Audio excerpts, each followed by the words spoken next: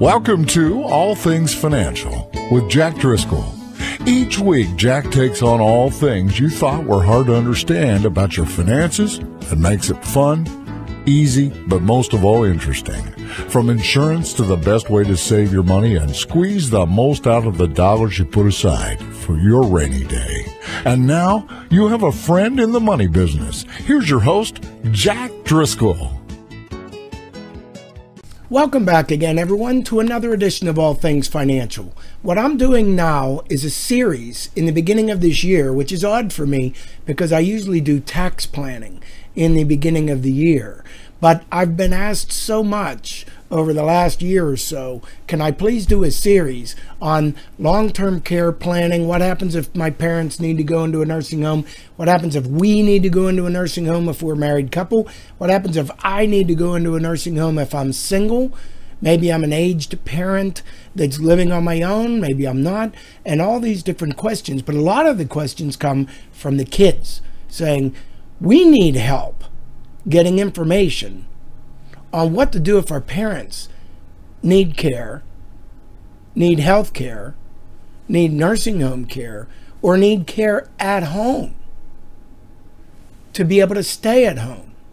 So sometimes we get to a position in life where we need additional help as we get older and more feeble, or maybe we have medical conditions where we're not able to do everything at home the way we were as we were younger, but we're able to still stay at home with just a little bit of help. Maybe somebody coming, helping out with the cooking, or remembering just cleaning the house can even be one of the issues. And it could be so far as coming home from an operation, needing therapy, needing physical therapy, maybe getting back on your feet after a stroke or an operation, and needing someone to come in for a temporary period of time when you will then recover subsequently after that back to your old normal life.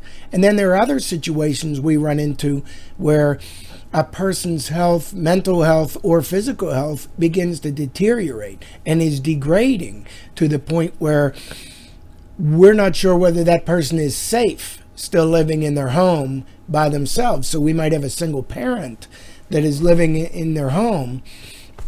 We as concerned children living far away or maybe living very nearby are concerned that if something happens to the parent, will they be safe and will they be cared for, because there's no one to call. Remember the old ad, help, I've fallen, I can't get up. You know, that's real. That's very, very real.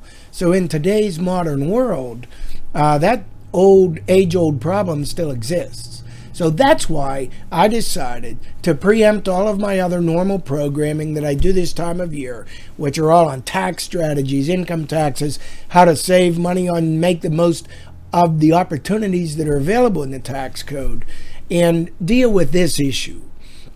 The issue is going on as a series, and I did the last couple weeks, and I'll continue to do over as long as it takes until I get through this series. What are as many of the different choices and alternatives that families can consider as potential alternatives to either solve or mitigate the risk of if you or your parent have to go into a nursing home or need nursing care at home to be able to stay at home. So I'll refresh your memories again. We are going through all the stages of decisions that you can go through. And what that means is you can do nothing. Decide not to plan for this. It's not worth the time. It's not worth the effort. It will never happen to you. We could deal with the kids are going to move in with me or they're going to take care of me. The stages again are, well, we'll just spend it. I mean, if we need the care, we'll just spend it. If there's nothing else, there's nothing else. We could then go stage 4, and I went through this series of different choices the first show I did, but the fifth one would be, well, the fourth one would be give it all away. We're just going to give it all away in advance, and then if something happens, we'll let the government take care of us. The fifth one is, I have enough money to take care of us for the rest of our lives, and that's an interesting one when we get to that, because if I have $100,000 versus if I have $500,000 versus if I have $1 million, versus if I have $5 million. Those are totally different scenarios. There comes a point when you are right. You may have enough assets that interest only on those assets can pay the monthly cost of this nursing home care without disturbing any of the assets. So we might get to that stage. And I'll get to that as we get through this.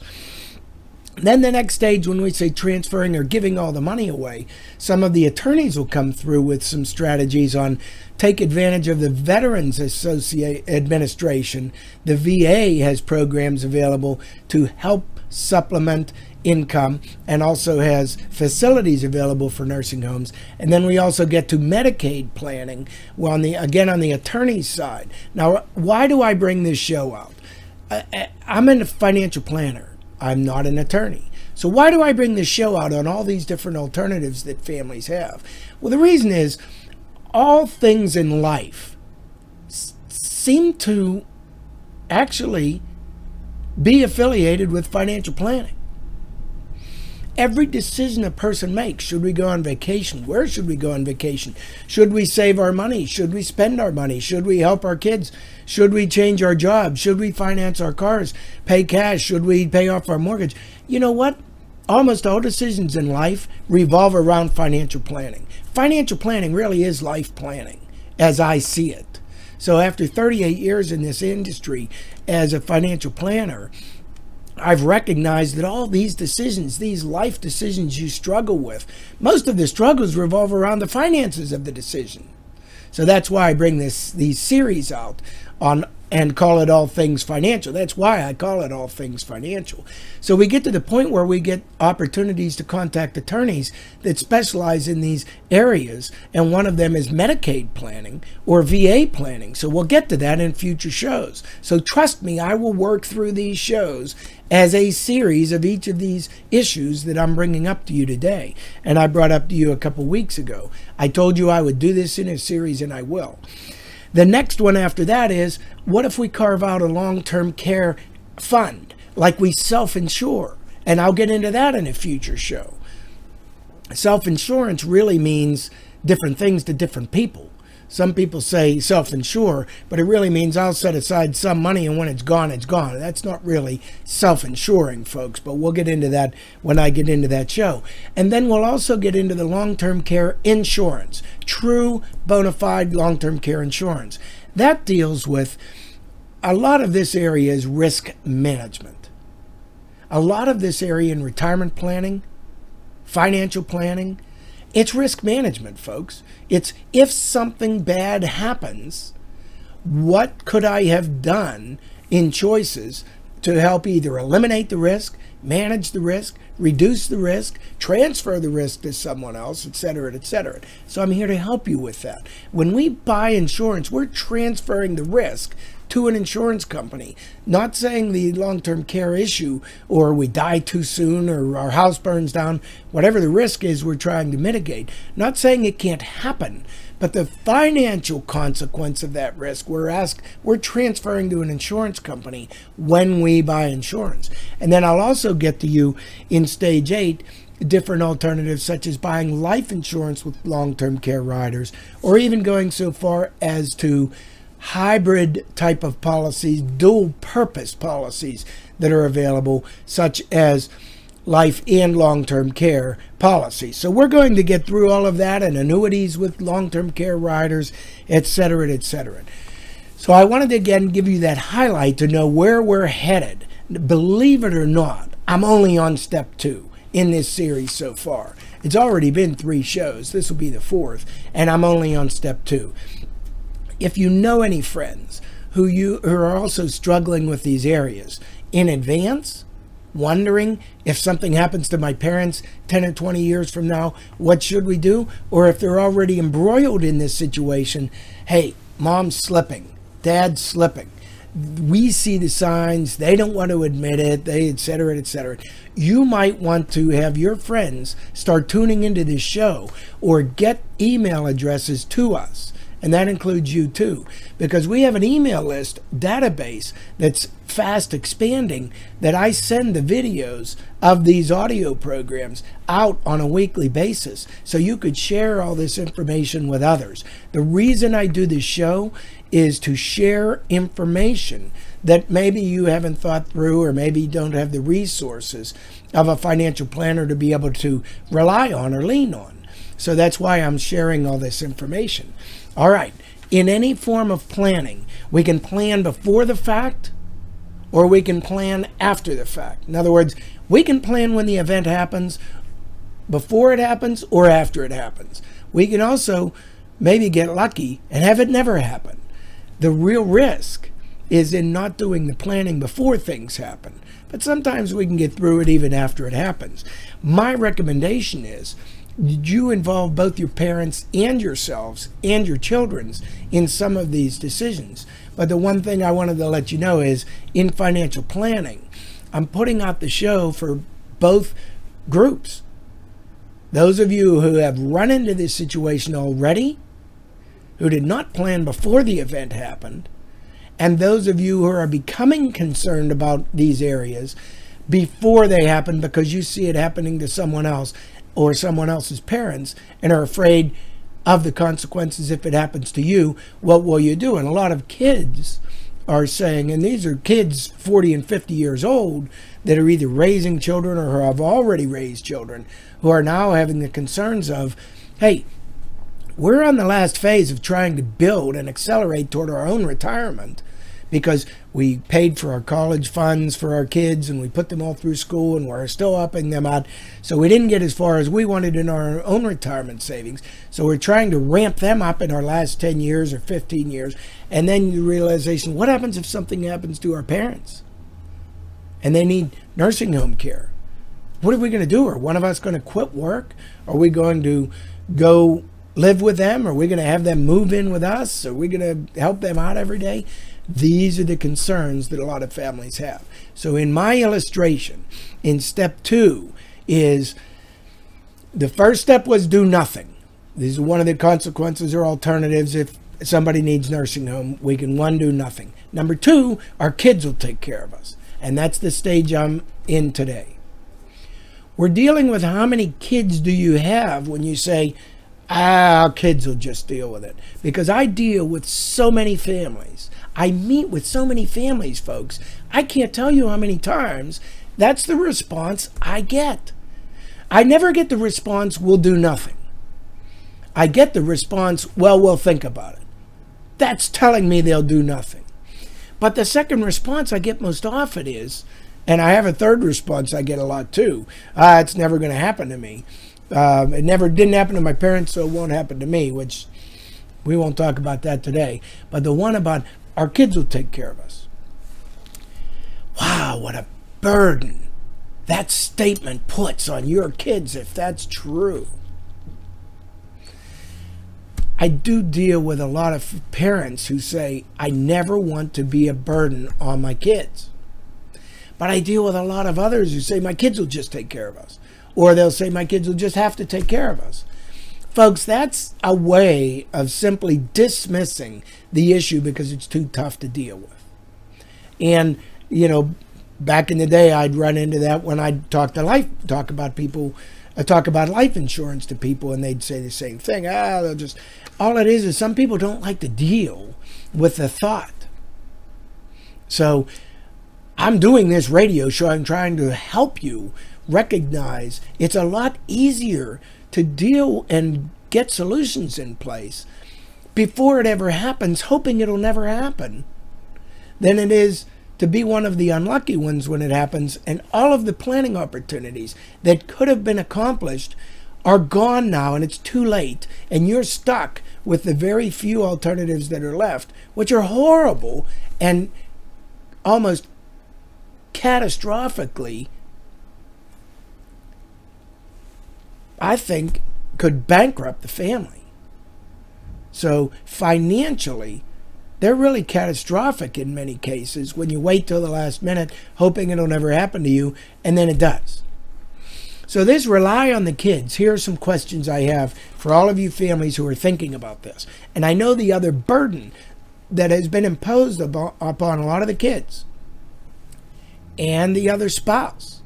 So I don't want to rule out one of the spouses saying, I'll take care of the other spouse. And I see a lot of this, folks. So this is what's happening. The situation, the other burden when I run into this is, are they healthy or able enough to take care of each other? So we look at this and we say, well, we'll just have our kids take care of us. But here are some questions. Do they live nearby? Do the kids that you're saying they'll just have to take care of us live nearby? Do they have lives? You know, you have to understand, if you need care, the type of care I'm talking about, a person who develops Alzheimer's, dementia, sometimes Parkinson's, sometimes a stroke, some of these conditions, families have explained to me, are progressive conditions, meaning they start out little, just minor little nuances that someone's memory might be slipping a little bit, no big deal. And they evolve, degrade, degenerate over time to expand the amount of care that person is no longer to provide for themselves. So it starts out in many cases very mild and ends up in many cases as drastically severe, where the person can no longer, it's obvious the person's no longer competent. But in between those stages of time, when a situation first occurs, there might be an indication of a problem. And the other extreme, when it's finally so obvious that there's no alternative, that person needs put into a nursing home somewhere. That period of time in between might be 3, 5, or 8 years of evolution. Well, the issue is, if your kids already have lives, you need to kind of figure out, are you asking them to give up a portion of their lives with their kids, who they're trying to raise and take to baseball and softball, and their 2 incomes? We've seen a daughter or a son sometimes have to quit their job to take care of mom or dad. Is that what you want? Because while you think it's not financial planning, I think it is financial planning. I think it's a financial planning decision you're making when you say, my kids will come in and take care of me. Does that cost you money for the kids to come in and take care of you? Sometimes no. But the reason it doesn't take you money or cost you money sometimes is because it's costing them their whole income that they just have to give up, and their time spent with their families. So a lot of us as families want our children to be able to provide and spend time with their families and grow their children and spend time with their children. And others say, nah, just let them quit their jobs. I don't care. They can take care of me. So all of you are different, and I recognize that. But to me, it's a financial planning decision. Maybe not only impacting your finances. So I want you to think about that. The other are, how many children do you have? Will they all share the burden, or will one get stuck shouldering the whole burden? That's what I see most. It's a shame. Sometimes it's because people live all across the country. The kids scatter. And other times it's just because one of the kids are nearby. So are 3 others, but they all have a meeting, and it's just one of them says, well, okay, fine, then I'm going to have to do it. And they end up getting stuck with the whole burden.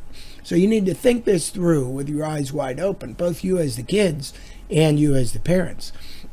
The other questions I want you to ask when you're thinking, my kids will take care of me, or you kids, I want you to think when you say, hey, I'll just take care of my parent.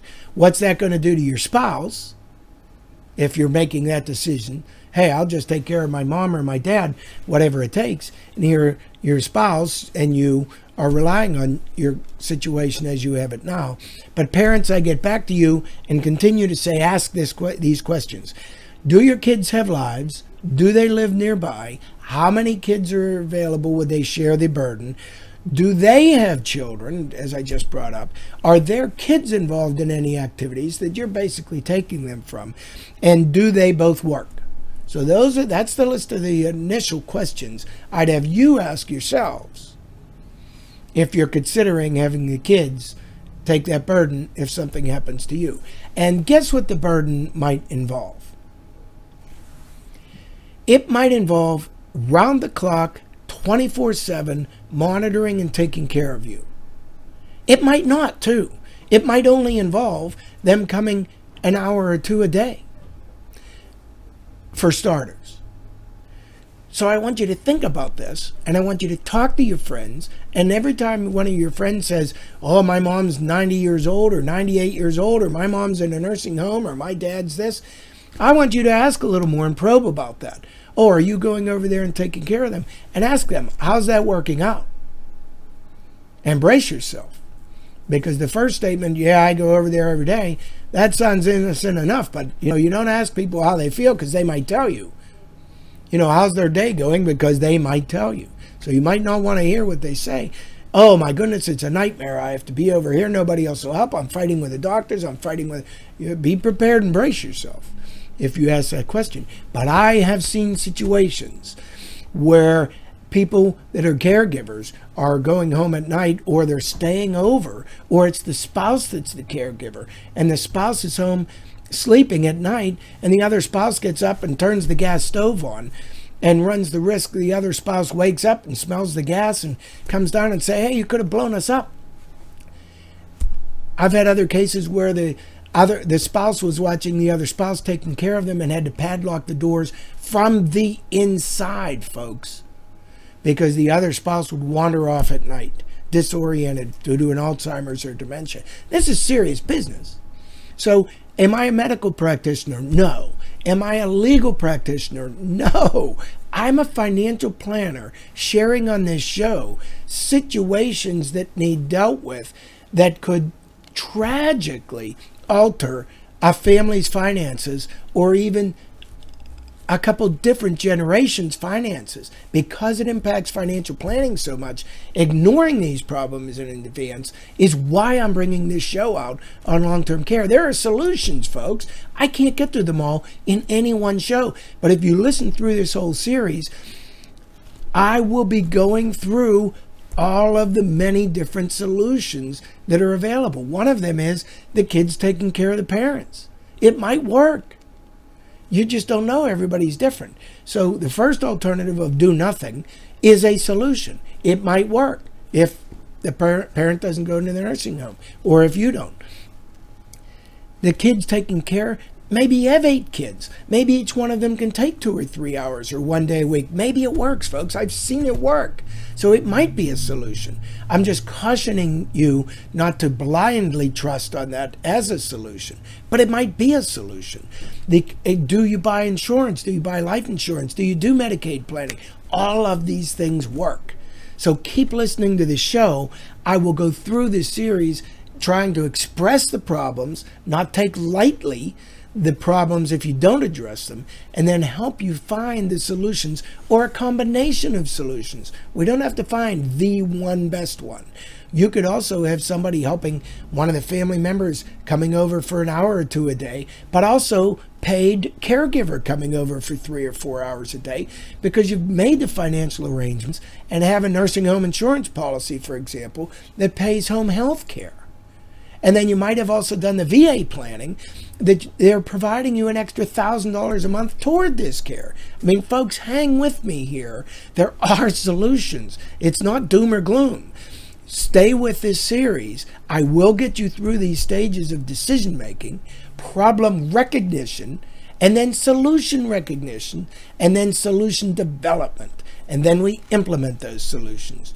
And presto, you end up on the other end seeing the light at the end of the tunnel, saying, you know what, after that whole process, Jack Driscoll helped me, guide me through that most difficult process that so many families are unwilling to travel that journey in advance, that planning in advance if something happens. And the light at the end of the tunnel is, I know if something happens to mom or dad, or my husband or my wife, We've made the arrangements in advance to provide for each other without hardship to our family. Thank you so much, Jack Driscoll, for providing all of that guidance. And that's the purpose of my show.